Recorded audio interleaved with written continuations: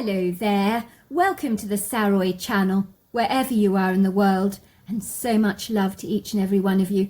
I do love hearing from you, and thank you so much for all your comments in the comments section. It's just so exciting to learn all about you and what you enjoy drinking and where you come from. So fabulous for getting in touch. Thank you so much. Keep those comments coming in, and don't forget to tell me what it is that you drink, whether you enjoy coffee or iced tea, whatever it is. But let's get started with tonight's story. So before we get started, don't forget to subscribe to the channel, click the notification bell and the thumbs up. Dear Sarah and all your lovely listeners, it was so beautiful, so magnificent. Everything swathed in illustrious carpets of rich emerald green turf that went on for an eternity.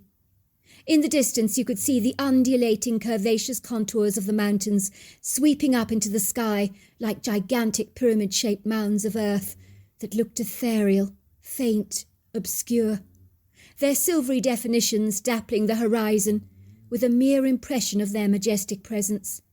Then there were the trees, clusters of them everywhere, dotted ubiquitously across the landscape in bushy congregations.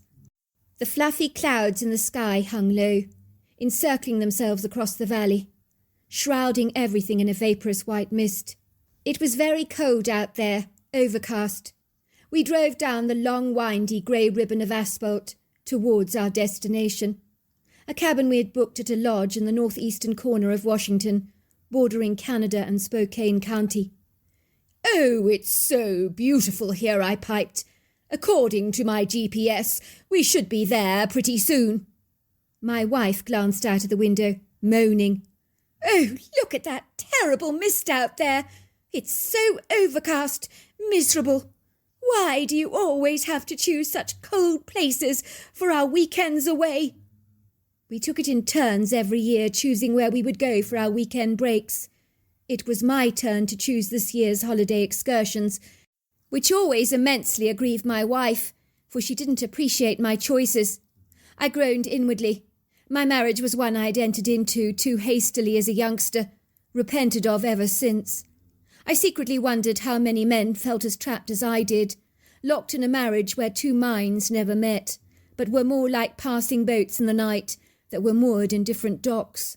My wife made no secret of the fact that she certainly wished she had chosen Eddie Turner to marry instead of me, all those years ago. She couldn't comprehend why she'd ever picked me in the first place. I wished with all my heart that she hadn't. Eddie was such a nice lad too. I should have married him, not you. I don't know what I was thinking at the time. You're a boring little man with abysmal taste in holiday adventures, weekend retreats, pretty much everything actually, now I come to think about it. Yes, you're very, very boring.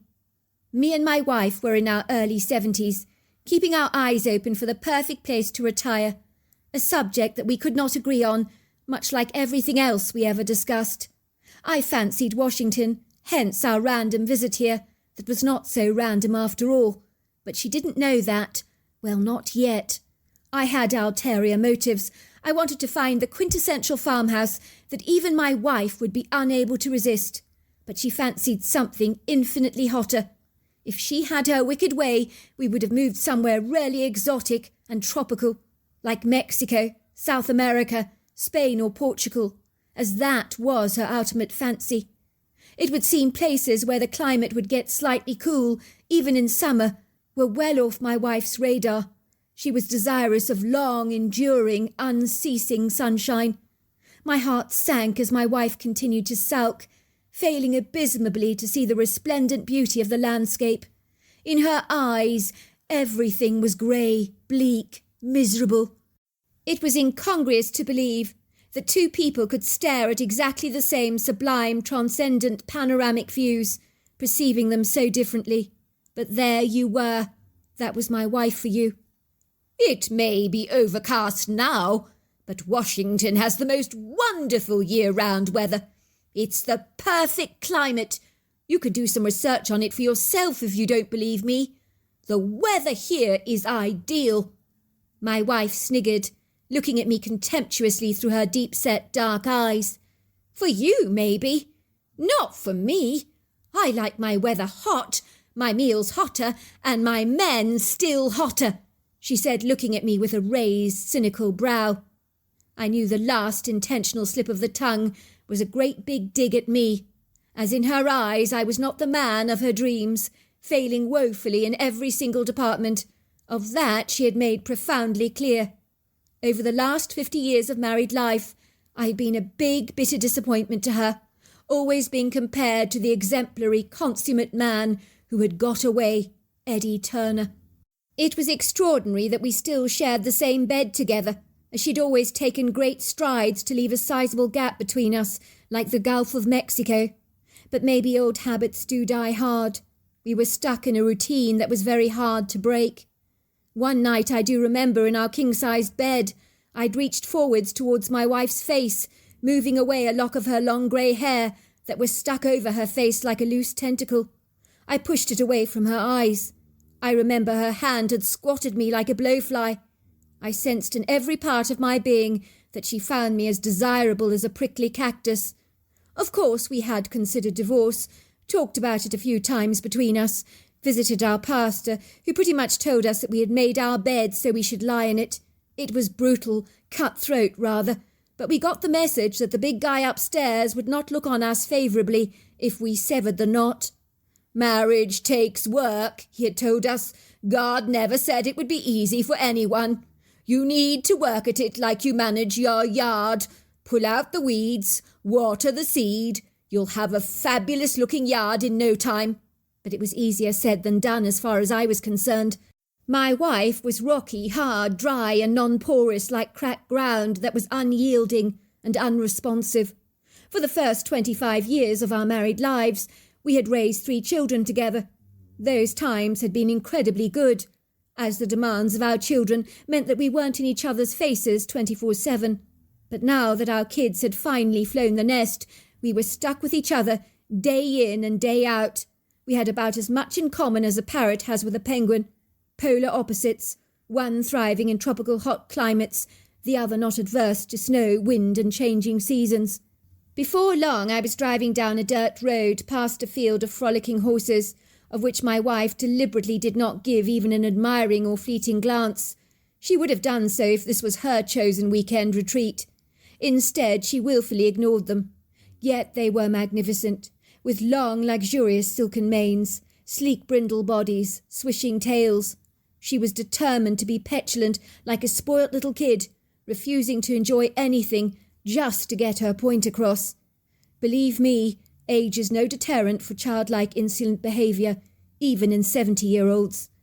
I parked my truck in the parking bay, pulled up the handbrake, climbed out of my truck, opening my wife's door for her.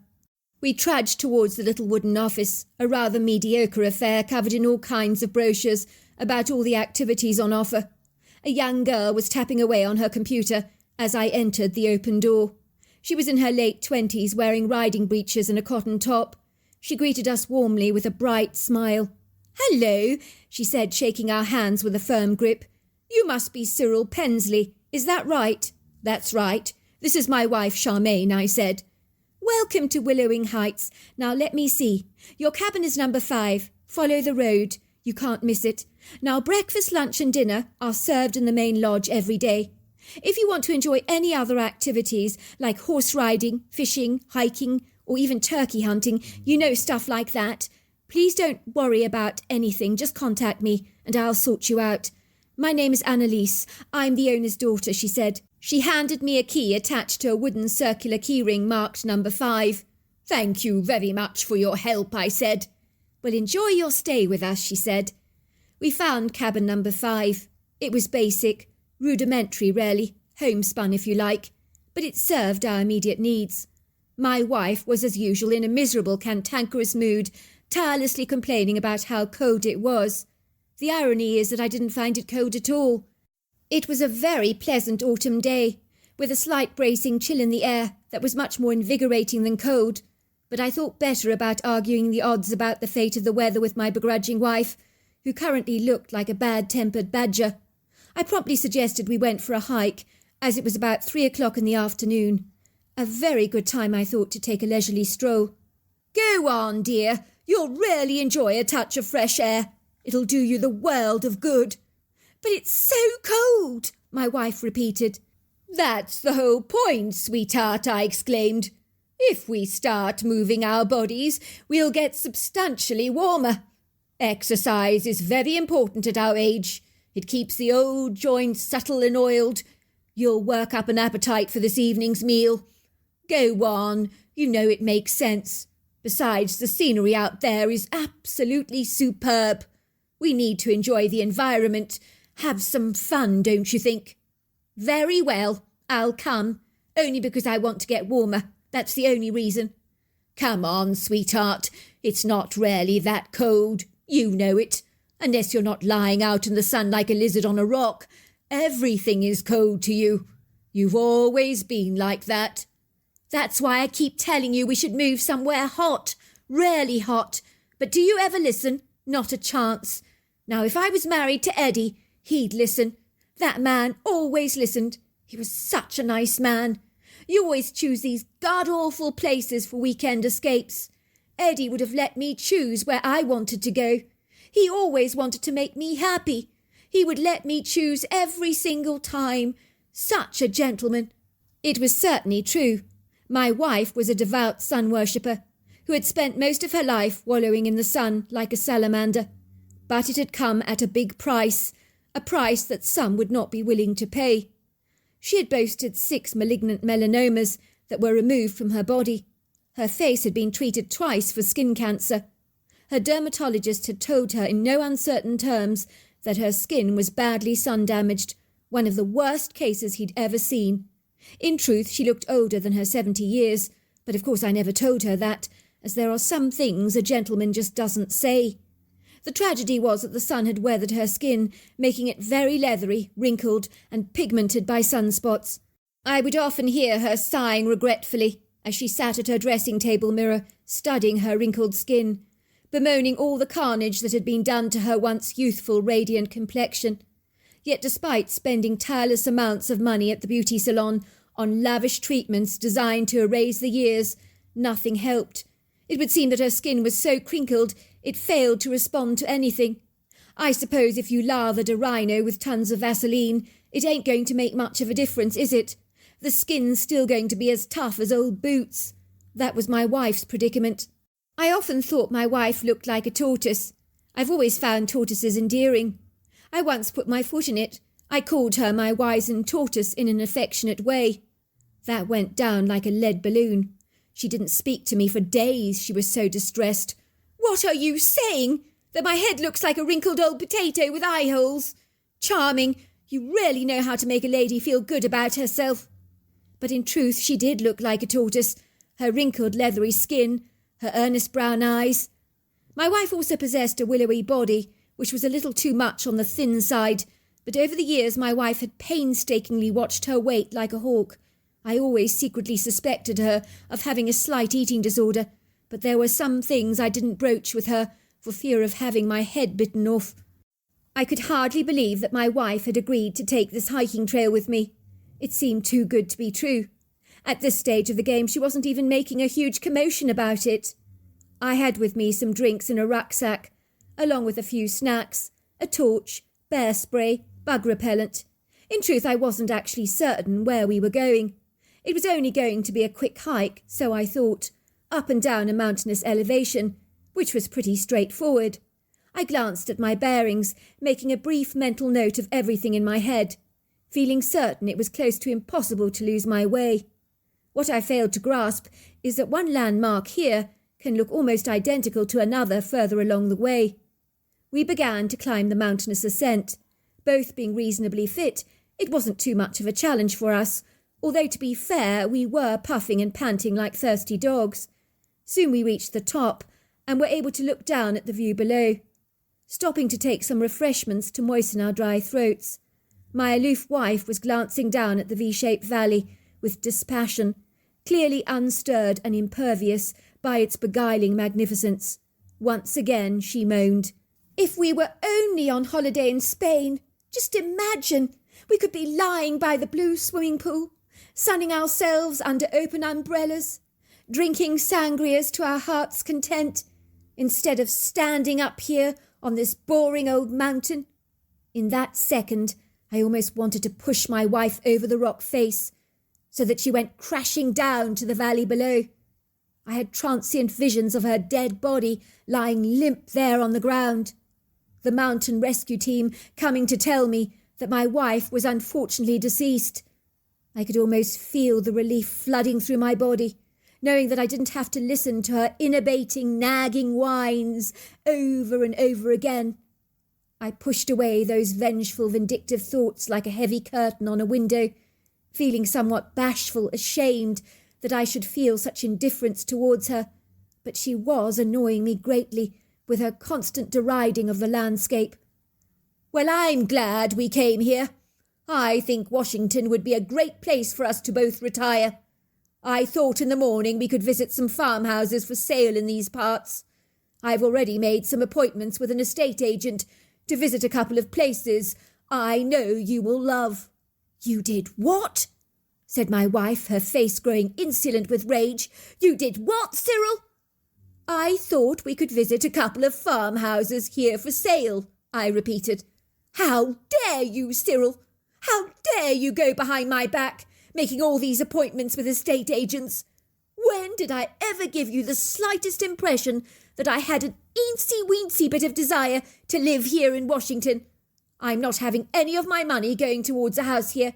Forget it. It's not going to happen.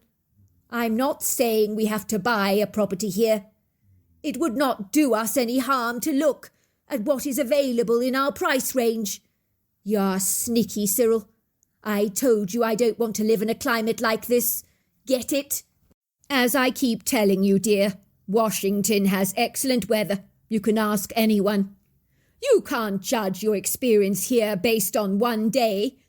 Give the place a chance, for goodness sake, before dismissing everything out of hand, which you seem determined to do. We need to reach a compromise. Meet me somewhere in the middle, please, dear, so that we both can be happy. I don't think that is unreasonable for me to ask." My wife virtually growled at me. "I gave you a chance once, over Eddie Turner, and look where that got me. I ended up being hoodwinked by a complete loser. Now, as I keep telling you over and over again, I'm not going to view those houses in Washington. I told you I want to live somewhere hot, Cyril, and that's the end to the matter." "But I don't want to live in a sauna, sweetheart. I've never been good living in intense heat. Remember when we visited Dubai? I was so hot I stayed in the hotel all day. The only relief I got was from the air conditioning. The only time we went out was in the evening, when the desert temperatures dropped significantly. Remember, we went on that very exciting, vigorous, bumpy drive over the sand dunes. Can't we compromise, sweetheart? Please be fair." "As far as I can remember, Dubai was great. The weather was absolutely fantastic. But you were a stick in the mud, just like a penguin always insisting on freezing cold temperatures in our hotel suite. I keep telling you, you're pathetic, absolutely pathetic." My wife's face grew pink with rage, a look I was all too well acquainted with. I could sense that things were about to become rather dramatic. I watched her. She began marching indignantly through the wooded area, making sure I could see she was stamping her foot belligerently. She moved away ahead of me, strutting angrily, oscillating her arms in pronounced, infuriated, exaggerated gestures of defiance, glancing at me occasionally with hostile, thunderous eyes, making me all too aware that I had been relegated to the doghouse with my tail tucked between my legs. I think it was the verbal altercation that ultimately led us way off course. I dutifully followed my wife like a doting puppy dog, begging her to please slow down so that we could talk about things, but she wasn't having any of it. She wantingly ignored me, while she meandered way off course. I tried my level best to appease her, so we became hopelessly lost. Of course, when my wife realised I had absolutely no clue where we were, she became increasingly more peeved. "You silly, silly man! You mean you didn't even bring a map with you? I might have known you'd do something like this. It's so typical of you not to engage your brain. How the heck are we going to get back? If you hadn't been droning on and on about estate agents and farmhouses for sale in Washington, like a tiresome tumble-dryer spinning around and around, we might not have got so hopelessly lost like we are now. Look, I said to my wife, there's an arrow pointing to the path through the woods. If we follow it, I'm certain we'll find our way back on the main trail. It did indeed look promising, so my wife begrudgingly agreed. It was getting darker. We could hear the early sounds of the chirping crickets and croaking frogs, auditioning for their singing roles in the night that lay ahead. The tangerine orange glaze of the sun spread across the sky like butter, setting over the valley with a seamless perfection. Its shimmers of light, filtering through the trees, bespeckling everything in flickers of gold. If I had not been so desperate to get back safely to the cabin, I would have been more inclined to wallow in this dazzling mystical splendour, rather like a hippo at a watering hole in Africa. All of a sudden I got the pronounced impression that we were unmitigatingly being watched. I could feel piercing eyes on us. It disturbed me greatly. I sensed unequivocally that there was an ambiguous predator in our midst, but what it was I couldn't fathom. It's hard to explain, but I could sense the all-consuming, compelling presence of something significantly sizable, very profound.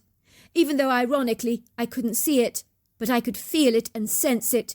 It made me wonder if this inner prompting, or proclivity, if you like, is how wild animals can instinctively sense a predator to give them advance warning in nature. Something's not right, I said to my wife, looking very concerned. Something's watching us. Oh, don't be so ridiculous, Cyril, said my wife. You were always an alarmist. You're just imagining things as usual. Get a move on. We need to get back to the cabin now. You're holding us both up with your pontificating. I knew better than to argue with my wife, but I surreptitiously on a hunch pulled out the bear spray from my pack I was carrying, in case I should need to use it, as well as grabbing a large stick from the ground as some kind of makeshift weapon. Pathetic, I know, but it made me feel significantly safer, more reassured, I suppose. Then we saw it. It made its presence known to us, stepping out of the undergrowth, almost as if it was a portal or a doorway from another realm. I stood there in total shock, as the creature stared at us through deep, dark, curious eyes. I realised at once that this creature was a Bigfoot. It was ironic, as only a week prior I'd watched a programme on television about people claiming to have seen Bigfoots before. But I was so sure that they had been grossly mistaken. But now I was seeing the creature first-hand, larger than life, staring at me directly. It was incredulous. I was so befuddled, gobsmacked and caught off guard that I gawked at the creature. I couldn't really believe what I was perceiving. It was an instantaneous paradigm shift for me. I think I was so startled that my fear had been hijacked, suppressed, subdued if you like, by my extreme astonishment. The creature towered at about 7 foot tall, 3 foot wide across the shoulder area. It stood up elegantly, on long, slim, graceful legs, although the top part of the back seemed somewhat hunched over. The head was shaped like a pyramid, flowing seamlessly into the large shoulders. Its face was so remarkably human that I almost got caught in flagrante delico, as the face reminded me of a good friend of mine who had died in Vietnam. So it really was hauntingly surreal. It was like I was seeing his face on the creature, which was rather unsettling for me. It was covered in dark brown hair with auburn hues. It was built for power and strength and speed, with a body equally on par with a rhino or elephant, but from an upright perspective, that is. So yes, the creature was remarkably intimidating, but it seemed much more inquisitive to us than aggressive. That was all about to change with my wife's foolish, rather bizarre actions. "Shoo!" she shouted, picking up a loose stone on the ground, throwing it at the creature. "Shoo! Shoo, you horrible thing! Get out of here! Shoo! Shoo!" She proceeded to pick up more stones to throw at the creature. I remember she'd done that before with monkeys on a trip to Africa, invariably making things 1,000 times worse for herself. But she certainly hadn't learnt from that lesson. The monkey in question had snatched her sunglasses off her face, putting them on his own eyes.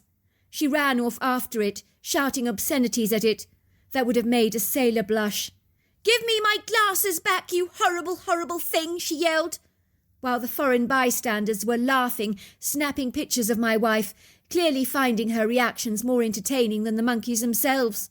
A Chinese man taking photographs of my wife's truculence had laughed, saying to me, "Your wife is funny, very funny."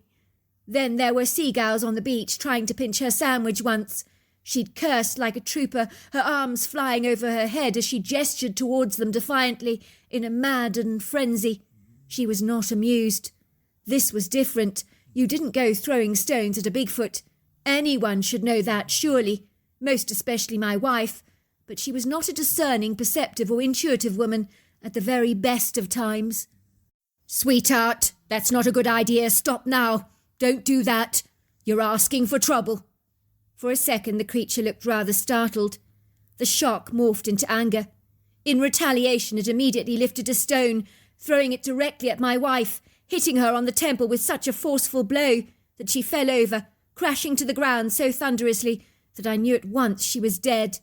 The Bigfoot glided over to the dead body, looking at me rather bashfully with a somewhat apologetic expression on his face, as if surprised by his own accuracy.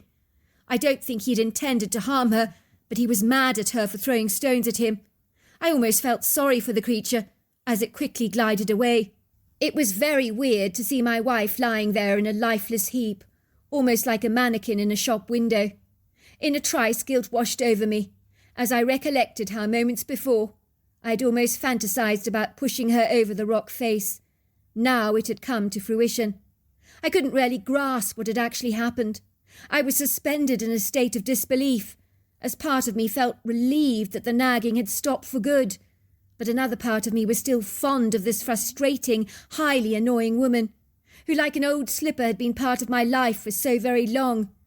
It would be exceedingly strange to live without her, despite her tumultuous behaviour, as I had become accustomed to her like an old wary cat lying by the hearth all day. One day, when it's gone, you really begin to miss it. Fast forward to my police interview, after I made my way back down the trail, which thankfully led me right back to the cabin. I ran to the office calling for help. My wife's body had been recovered, taken to the medical examiner, and then finally to the morgue. The detective inspector that interviewed me was a very decent man. I will call him Detective Harry Enfield, but that was not his real name. "Can you tell me exactly what happened, Mr. Pensley? I do want to express my commiserations in the circumstances. I'm very, very sorry for your loss. It's not easy to lose a wife." "Thank you, Detective. I appreciate your kindness." What the heck was I going to say, I wondered? If I told this nice police detective a Bigfoot had hit my wife in the head, it would be awfully convenient, wouldn't it? Maybe I should profess that a loose flying rock came from nowhere, bludgeoned my wife on the side of the head. Would that be more believable? I was not sure, but one thing I knew for certain was I didn't want to get caught in a lie, as once you got caught in a lie, nothing you ever said could be trusted again. So I decided to be honest, tell it how it was, well, in a manner of speaking, should we say. The detective looked at me intently, discerning that I was processing what I was going to say next. "The medical examiner tells me that your wife died from a blunt force injury to the side of the head, almost as if someone had whacked her on the head, very, very hard. But she does believe that the blow was likely thrown from a distance at a formidable force." "That's right. That's exactly what happened. It was an accident, Detective. A rock from a distance hit her on the head." "What was your relationship with your wife like, Mr. Pensley?" "Not very good, Detective. In truth, moments before this accident actually happened, I was almost fantasizing about her being dead, my pushing her over the edge. Then it rarely did transpire. My wife actually died. I felt very ashamed with myself for having those thoughts, Detective. She is, well, a very annoying woman. She was moaning all the way on the hike as we made our way up the ascent. But I assure you, Detective, with all of my heart, I would never willingly hurt her. I did care for her, despite our huge differences. Loved her in a way, but liked her, no, I did not like her very much. Although in truth, I cannot envisage my life without her. I'm rather set in my ways, Detective. I was married for 50 years to her." The detective looked impressed at my revelation. I like your honesty, Mr. Pensley. A lot of men in your shoes would profess to having the perfect relationship with their wives. But you are refreshingly honest. You were certainly married to your wife for a considerably long time. I know exactly what you mean, Mr. Pensley. When you've been with something or someone for a very long time, it's exceedingly difficult to be parted, even when it doesn't serve your greatest good. Detective, am I under suspicion for murdering my wife? I asked directly. I'm willing to take a polygraph test to prove my innocence if I need to. Well, we're just investigating her manner of death. We would not be doing our job properly if we didn't investigate every accident just to ensure nothing nefarious was involved. As a detective, I sense you are telling me the truth. I believe this incident was indeed an accidental death. But then again, I also perceive there is something that you are keeping from me. There is, Detective. I'm going to be straight with you. I admit I'm hiding something from you. But I'm not being deliberately guileful or duplicitous. I'm only withholding information that I believe is best hidden. If I say anything, I'm worried that I will be considered bonkers or stark raving mad. So I'm going to write it down for you. I reached for the detective's pad and wrote, My wife threw a rock at Sasquatch. Sasquatch threw a rock at my wife's head. I don't believe it intended to harm her. I will pretend I didn't see that, said the detective, scribbling my writing away with lots of curly marks with his biro. I'm satisfied, Mr. Pensley, that this was indeed an accidental death.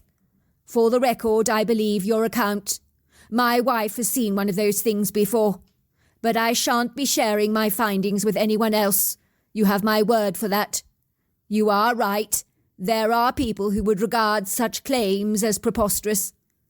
I'm glad to tell you that I do live in Washington now, and have never been happier.